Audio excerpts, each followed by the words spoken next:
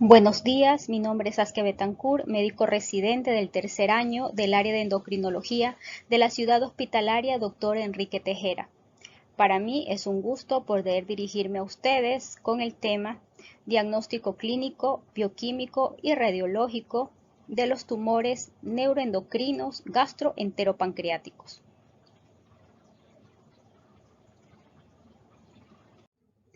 Iniciamos así conociendo que los tumores neuroendocrinos constituyen un grupo heterogéneo de neoplasias que se originan a partir de células neuroendocrinas productoras de monoaminas, péptidos y otras sustancias biológicamente activas, ampliamente distribuidas en el organismo. Con respecto a su epidemiología, los tumores neuroendocrinos constituyen el 0,5% de todas las condiciones malignas y el 2% de todos los tumores malignos gastrointestinales.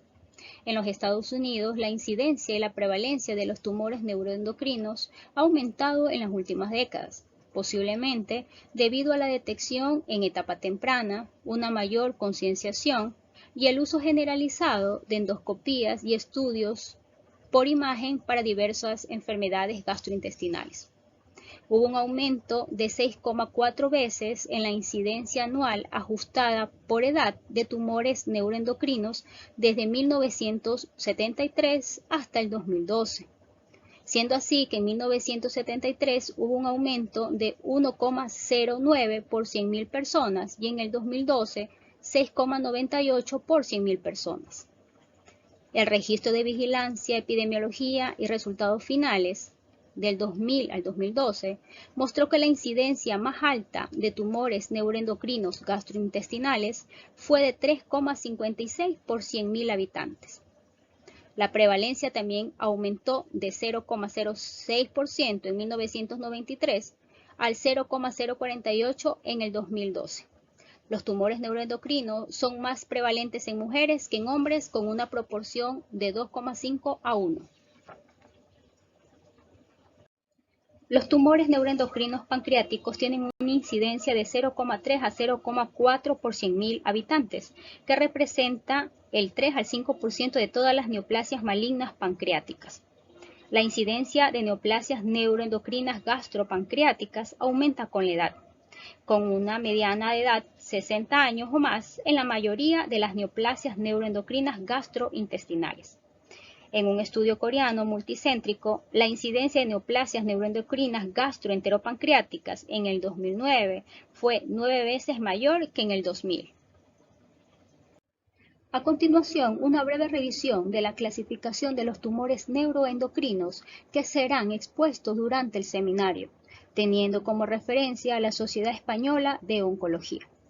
Tumores neuroendocrinos gastrointestinales que se clasifican en tumores neuroendocrinos gástricos, tumores neuroendocrinos de intestino delgado, tumores neuroendocrinos apendiculares, tumores neuroendocrinos de colon, tumores neuroendocrinos de recto. Tumores neuroendocrinos broncopulmonares que constituyen del 1 al 2% de las neoplasias pulmonares. La mitad de sus casos son asintomáticos. Tumores neuroendocrinos pancreáticos que se clasifican en funcionantes y no funcionantes. Funcionantes tenemos gastrinoma, insulinoma, glucagonoma, somatostatinoma, pipoma. No funcionantes no producen ningún síndrome derivado de la hipersecreción hormonal. Se localizan habitualmente en la cabeza del páncreas y son relativamente agresivos. El diagnóstico clínico. Tanto los NEN funcionales como los no funcionales pueden presentarse con síntomas relacionados con el sitio del tumor primario o metástasis, que ayuda a su localización. Así es el caso de los tumores neuroendocrinos gástricos tipo 1, que se presentan asintomáticos o pueden también presentar anemia o dispepsia. Tipo 2, asociado con NEN1 con el síndrome de Zollinger-Ellison. Tumores neuroendocrinos gástricos tipo 3, por lo general asintomáticos, pueden llegar a producir dolor abdominal, pérdida de peso y anemia por falta de hierro. Tumores neuroendocrinos duodenales, presentar dolor abdominal, náuseas, vómito, hemorragia gastrointestinal. Tumores neuroendocrinos yeyuno-ileales, producir obstrucción intestinal La fibrosis alrededor de los ganglios linfáticos metastásicos provoca contracción mesentérica que puede doblar el intestino delgado y provocar una obstrucción, produciendo también dolor abdominal, sangrado gastrointestinal, disminución de la micción. Tumores neuroendocrinos apendiculares asintomáticos y pueden llegar a producir apendicitis en el 10% de los casos. Tumores neuroendocrinos colónicos con dolor abdominal por efecto de masa, sangrado gastrointestinal y pérdida de peso. Tumores neuroendocrinos rectales asintomáticos pueden llegar a presentar sangrado rectal, malestar rectal, prurito anal. Tumores neuroendocrinos bronquiales con síntomas torácicos, infección recurrente, hemoptisis y disnea. Con respecto a la clínica de los tumores neuroendocrinos funcionales, esta se manifestará por la hormona secretada por cada uno de ellos. Siendo así, el caso del tumor carcinoide, principal hormona secretada serotonina, principal síndrome carcinoide, manifestaciones clínicas diarrea, bochornos, dolor abdominal, valvulopatía tricuspidia, obstrucción bronquial. Insulinoma, principal hormona secretada, insulina, síndrome principal, insulinoma, manifestaciones clínicas, hipoglicemia. Gastrinoma, principal hormona secretada, gastrina, síndrome principal, Zollinger-Ellison, con dolor abdominal, diarrea, enfermedad péptica. Tumor productor de ACTH, principal hormona, ACTH, principal síndrome, Cushing ectópico, manifestaciones clínicas, hiperpigmentación de piel y mucosas, hiperglicemia, hipertensión refractaria, hipocalemia, miopatía proximal, inmunosupresión, tromboembolismo, equimosis fácil y síndrome hemorragíparo. Feocromocitoma, principal hormona secretada, adrenalina y noradrenalina, síndrome principal hiperadrenérgico, manifestaciones clínicas, hipertensión, sudoración, cefalea, palidez, taquicardia. Bipoma, principal hormona secretada, el péptido vasoactivo intestinal, principal síndrome Werner-Morrison, cólera pancreático, manifestación clínica, diarrea acuosa, deshidratación, hipocalemia, acloridria, hipercalcemia. Glucagonoma, principal hormona secretada, glucagón, principal síndrome glucagonoma, manifestaciones clínicas, hiperglicemia, baja de peso, diarrea, tromboembolismo, eritema necrolítico migratorio. Y la somatostatinoma, principal hormona secretada, somatostatina, principal síndrome somatostatinoma, manifestaciones clínicas, diabetes, diarrea, esteatorrea, patología biliar, acloridria, baja de peso. Según la revisión bibliográfica obtenida de la División de Gastroenterología del Departamento de Medicina de Hishi, Japón 2018, nos muestra cómo el insulinoma es el que mayormente se presenta entre un 40 y 60%. A pesar de eso, tiene un rango de malignidad del menos del 10%. Seguido en su presentación el gastrotinoma entre un 20 y 50%. Pero con un mayor rango de malignidad, entre un 60 y 90%. Tanto el glucagonoma, somatostatinoma y el bipoma tienen una presentación rara, de los cuales el glucagonoma tiene un rango de malignidad mayor, entre un 50 y 80%, seguido de la somatostatinoma mayor del 70% y luego bipoma entre el 40 y 70%.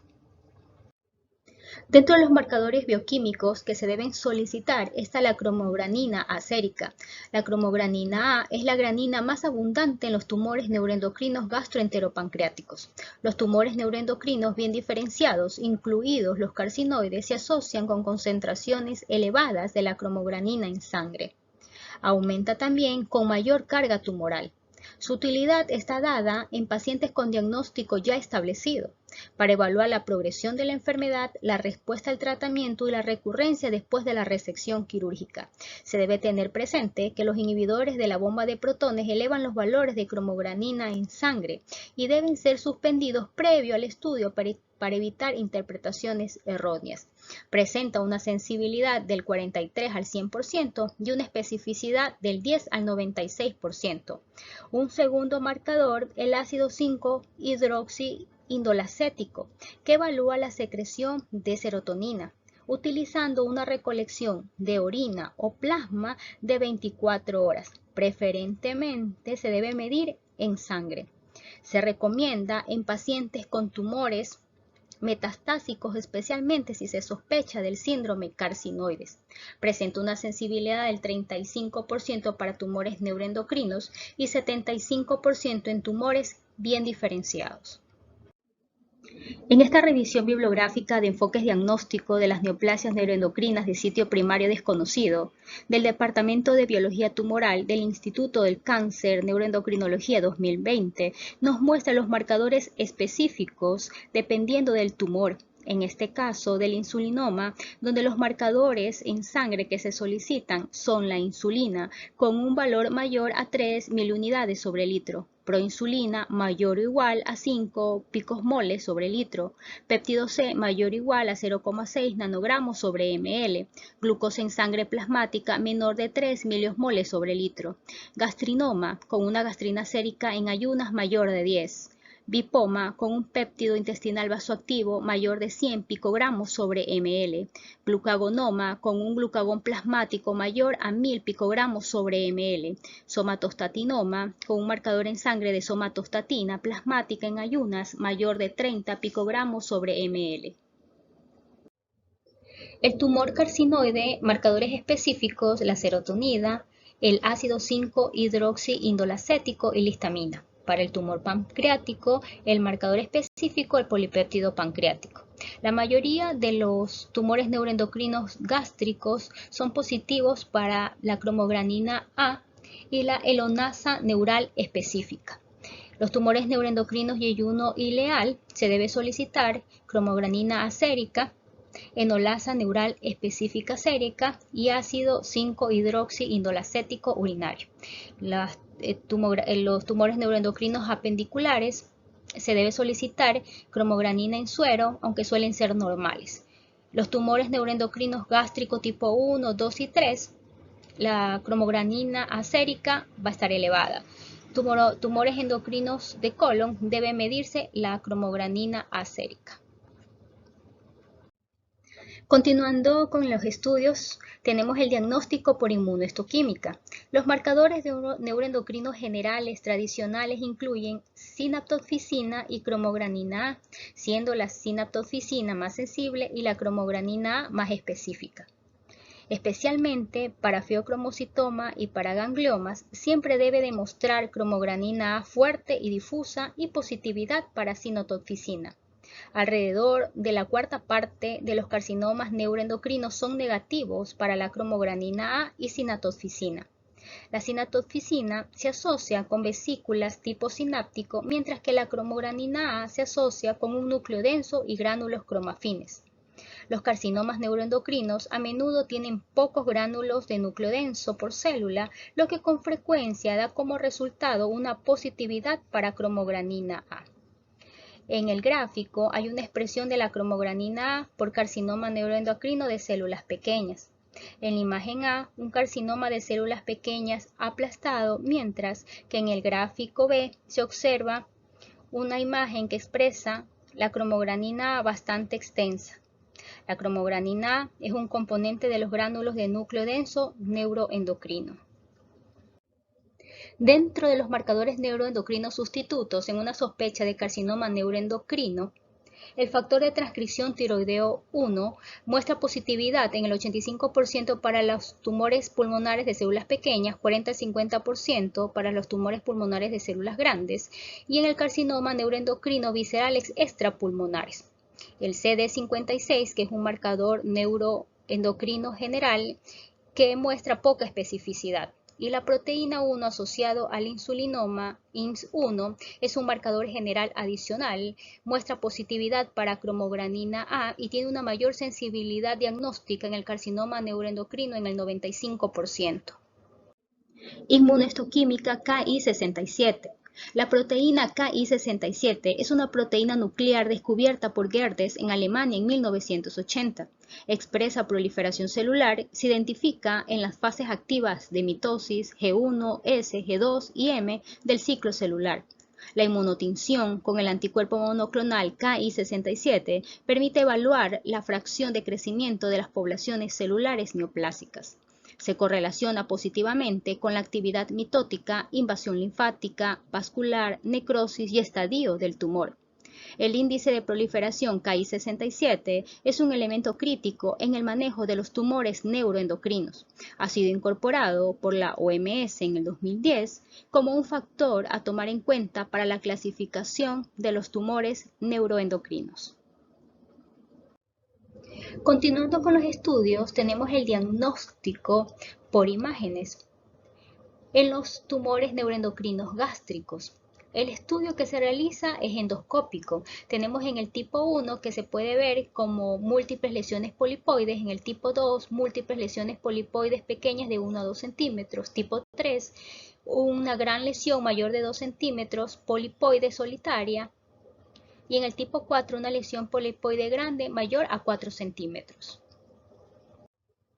Podemos observar así en el gráfico una lesión elevada en la curva mayor que tiene un patrón reticular, lo cual es característico de un tumor neuroendocrino. En este caso se trata del tipo 1. Se puede utilizar también una ecoendoscopía para metástasis locales a ganglios linfáticos y una tomografía o resonancia magnética para descartar metástasis a distancia. El diagnóstico por imagen que se debe realizar en los tumores neuroendocrinos duodenales tenemos los siguientes: gastrinoma, endoscopía, gammagrafía con receptor de somatostatina, tomografía computarizada, octreótido con ácido dietil entreamino pentoácido con indio 111, exploración con CITIP con galio 68 dotate, el cual es sensible y específico. En el somatostatinoma se detecta incidentalmente durante estudios de imágenes con tomografía computarizada, resonancia magnética o endoscopía. Se puede realizar adicionalmente ecoendoscopía y aspiración con aguja fina. Para ganglioma gangliocítico se detecta durante estudios de imágenes realizados para otras indicaciones. Se puede realizar endoscopía y ecoendoscopía y tomografía. Tumores neuroendocrinos no funcionales con exámenes con endoscopía, ecoendoscopía con aspiración con aguja fina. Carcinoma neuroendocrinos duodenales, endoscopía superior, ecoendoscopía con aspiración con aguja fina. Podemos observar aquí la presencia de un gastrinoma donde está remarcando la flecha. En los tumores neuroendocrinos duodenales, el diagnóstico de tejido por biopsia endoscópica y ecoendoscopía por aspiración con aguja fina. Tumores neuroendocrinos yeyuno ileales, endoscopía diagnóstica, cápsula endoscópica y endoscopía asistida por globo o espiral. GA68, dotatate, CITIPET. Podemos observar en el gráfico un tumor neuroendocrino ileal encontrado por cápsula endoscópica. En tumores neuroendocrinos apendiculares, una tomografía computarizada o resonancia magnética multifásica de abdomen y pelvis, una exploración basada con receptores de somatostatina, octreoscan o galio 68, dotatate, CITIPET.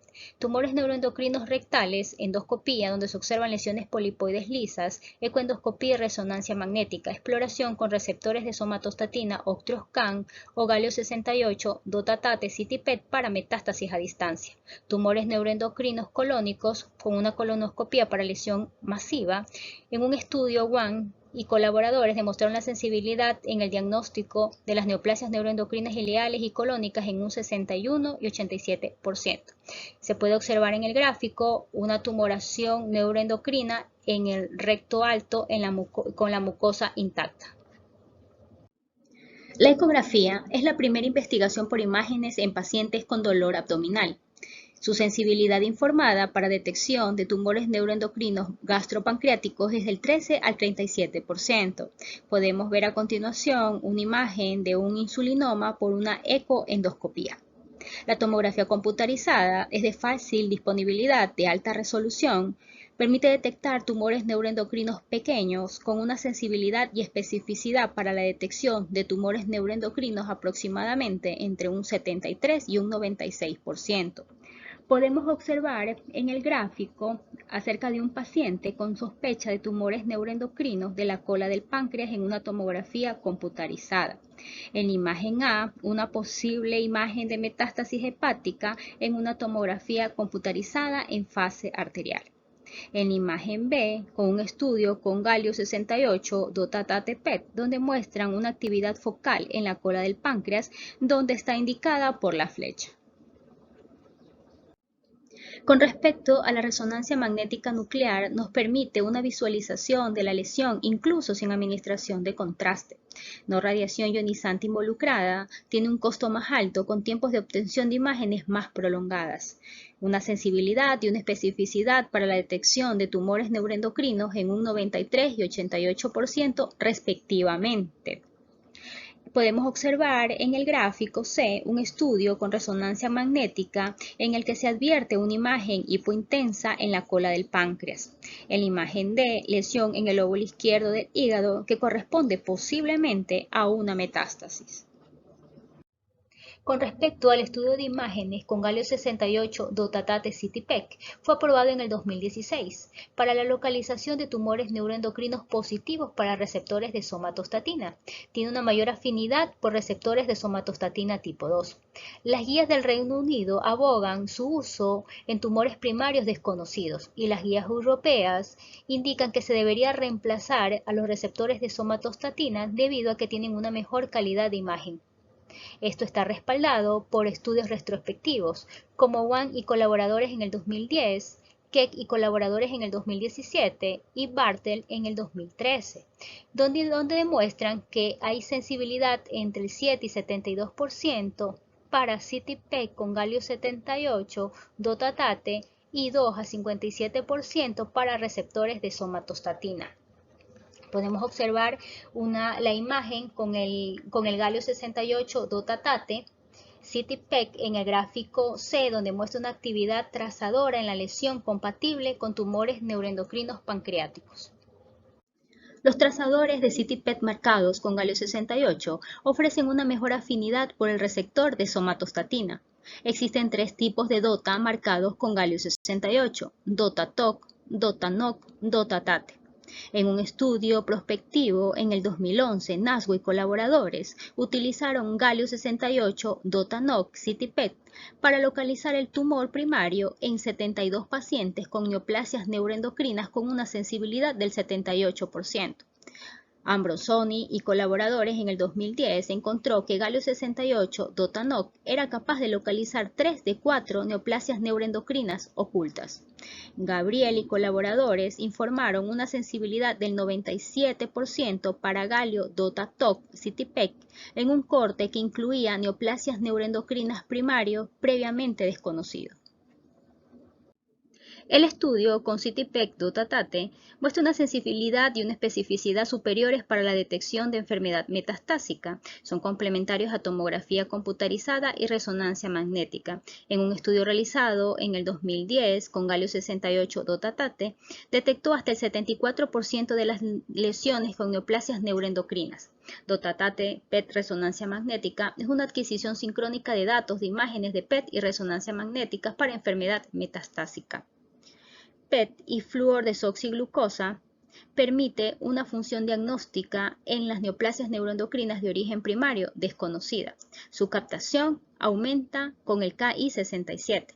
En un estudio con Abraham en el 2011, demostraron que el PET-18 flúor desoxiglucosa presentaba una sensibilidad del 88% para detectar un tumor primario en neoplasias neuroendocrinas con Ki67 mayor de 10 superiores a los receptores de somatostatina.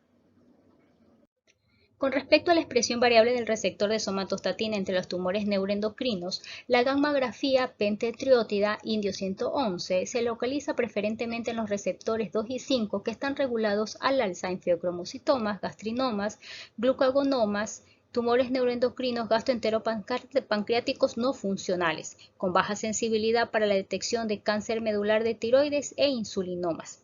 La exploración con galio 68 dotatate CT-PET mejora la detención de insulinomas con mayor cantidad en la unión de los receptores. Podemos ver aquí una imagen en la imagen A con octreótido indio 111, 24 horas después de haberse administrado el radiotrazor, donde muestran lesiones en el mediastino, miocardio y en el hígado. En la imagen B, la administración del galio 68 dotatate CT-PET, donde muestra las lesiones mucho mejor limitadas y más intensas que en la figura A. A continuación, por cuestión de tiempo, haré una breve revisión de las neoplasias neuroendocrinas pulmonares, de mama y carcinoma medular de tiroides. Iniciamos así con los tumores neuroendocrinos pulmonares, que ocupan el segundo sitio más común de los tumores neuroendocrinos y constituyen el 20% de todos los cánceres de pulmón. Se clasifican en tumor endocrino de bajo grado, tumor neuroendocrino de bajo intermedio, tumor neuroendocrino de alto grado y carcinoma de pulmón de células pequeñas. Dentro de los marcadores de neuroendocrinos clásicos se encuentran la sinaptofisina, cromogranina A, CD56, siendo la sinaptofisina y la cromogranina A los de primera opción. Tanto la sinaptofisina y la CD56 son más sensibles, pero tienen menos especificidad. La CD56 es más sensible para células pequeñas. La cromogranina A tiene una sensibilidad limitada y una alta especificidad. El factor de transcripción de tiroides tipo 1 y napsina A son marcadores de adenocarcinoma. El factor de transcripción de tiroide tipo 1 se expresa en el epitelio bronquial y alveolar normal, se presenta en neoplasias pulmonares y adenocarcinomas. La napsina A es una enzima involucrada en la maduración de la proteína surfactante y se expresa en neumocitos tipo 2. En combinación tienen una sensibilidad del 85%.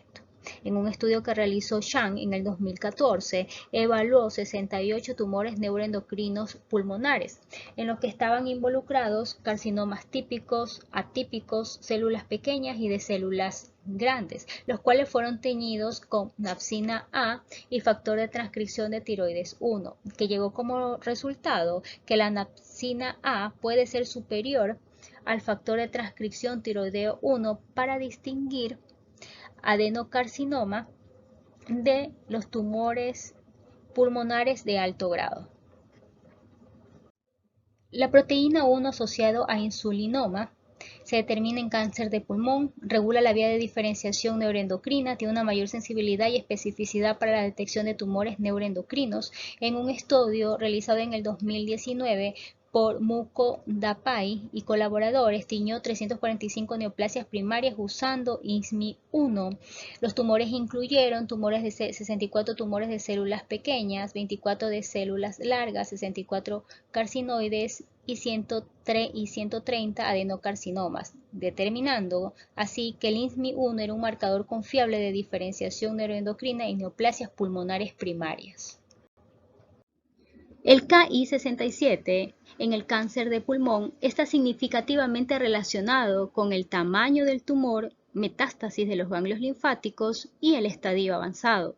La expresión del Ki-67 permite un pronóstico en cáncer de pulmón.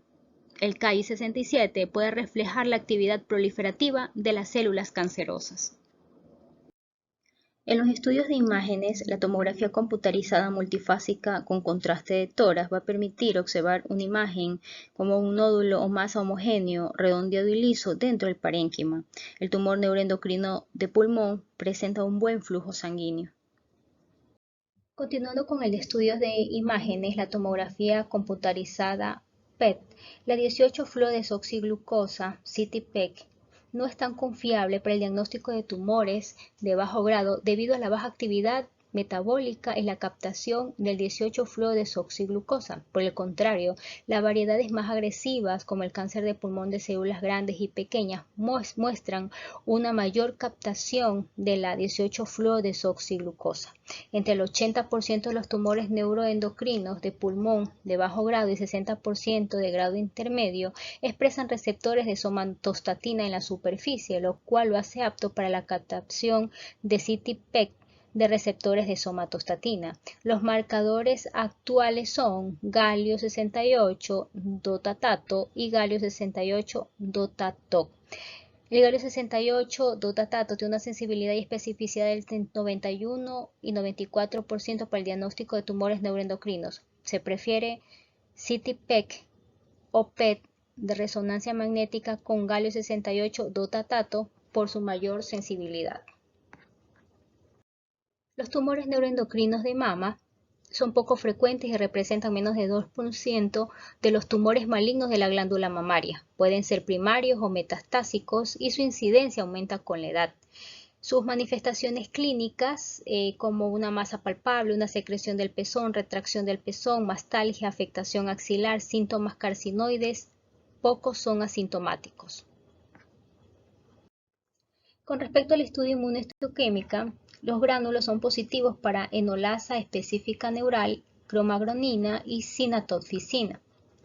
La CDF15, que es un marcador de diferenciación apocrina que se expresa en el líquido de los quistes mamarios, y la mamaglobulina, se consideran marcadores para diferenciar los tumores neuroendocrinos primarios de mama de tumores metastásicos. Con respecto al diagnóstico radiológico, en las mamografías se observan como unas masas ovaladas sin bordes espiculados en el 69.7%, con calcificaciones detectadas poco frecuentes. En la ecografía, una lesión hipoecoica homogénea y se puede confundir con lesiones benignas como quistes y fibroadenomas. El carcinoma medular de tiroides. La glándula tiroides contiene menos de 0,01 a 0,1% de las células C parafoliculares productoras de calcitonina. El carcinoma medular de tiroides representa del 1 al 2% de los cánceres de tiroides. La mayoría esporádicos, el 25% hereditarios, se presentan en los síndromes de neoplasia endocrina múltiple, NEM 2A o 2B. El carcinoma medular de tiroides familiar con pronto-oncogen retirado. Es agresivo en un 48% de enfermedad localizada, 35% el tumor se extiende más allá de la tiroides y el 13% hace metástasis a distancia.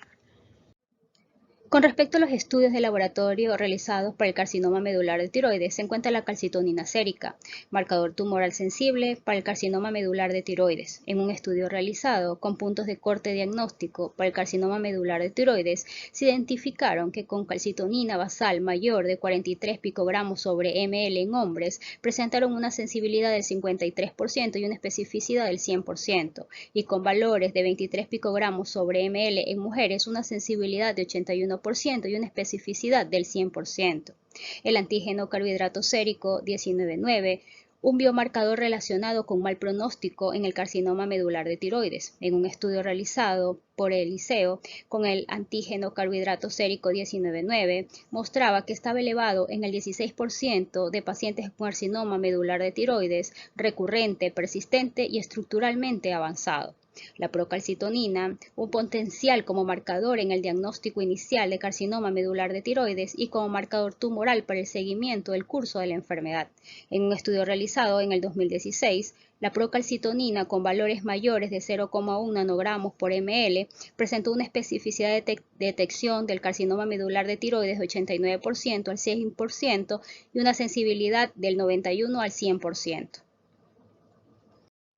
Los marcadores utilizados para la atención inmunohistoquímica son calcitonina, carcinoma embrionario, cromagranina, sinatoficina, factor de transcripción de tiroides 1.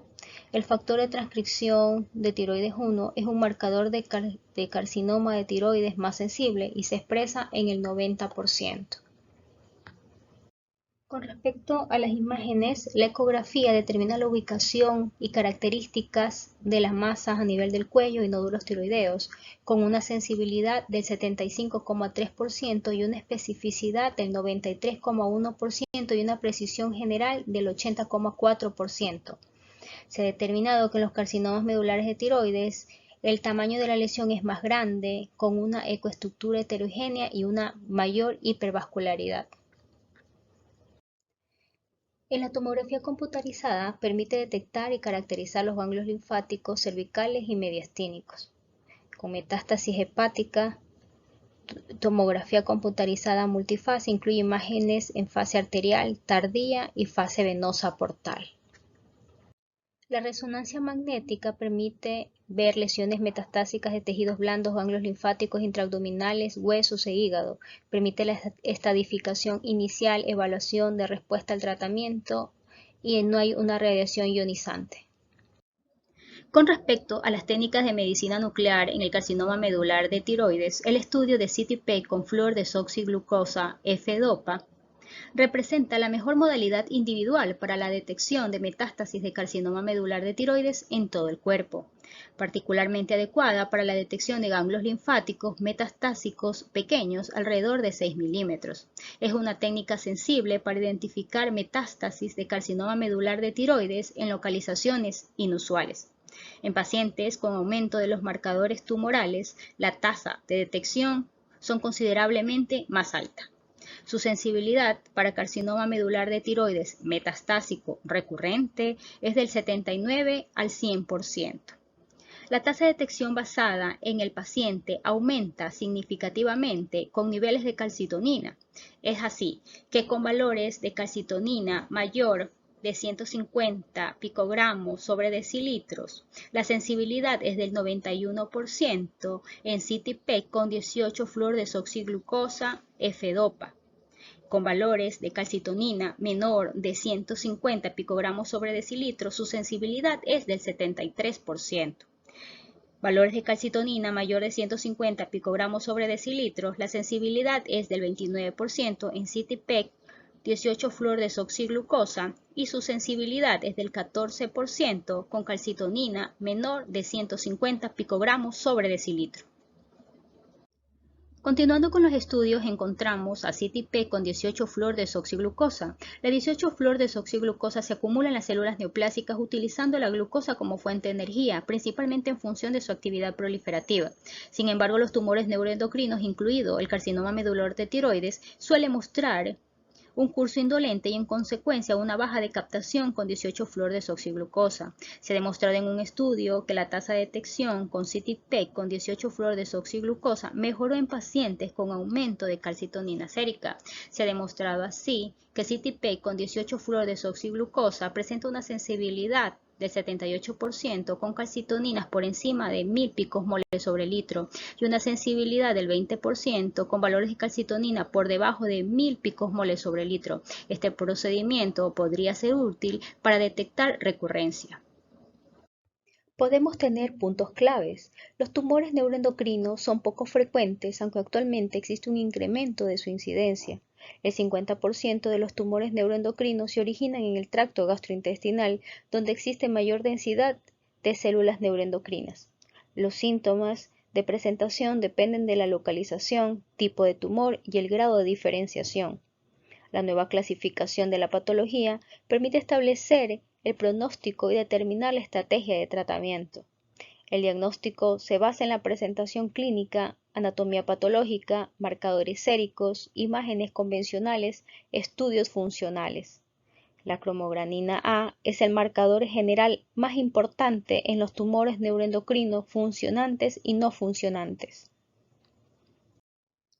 Muchas gracias por su atención brindada. Estamos atentos a cualquier inquietud con respecto al tema que se lo haremos saber en la sección de preguntas.